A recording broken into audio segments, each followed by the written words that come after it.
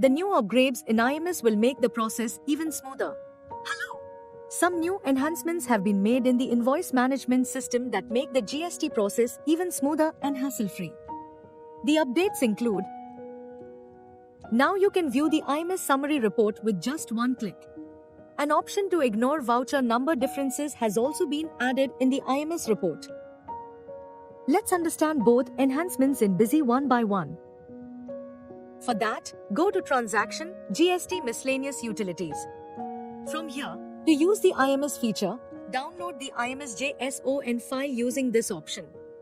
Then go to the Invoice Management System, select either the party-wise or date-wise option, choose the next return period, and click Open. To watch the detailed video related to IMS, click on the I button given above.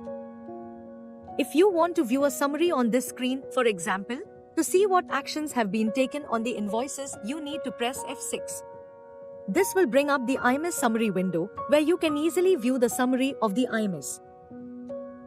Let's now take a look at another useful feature. Whenever you open the IMS report, you will see an option called Ignore Difference of Voucher Number.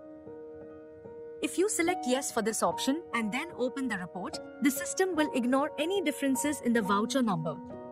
This will make it easier for you to take action on the invoice. When you open the report, you'll see that it also shows invoices that actually match with the portal, even if their voucher numbers do not match. These IMS enhancements will save you from the hassle of manual sorting and will also save you time.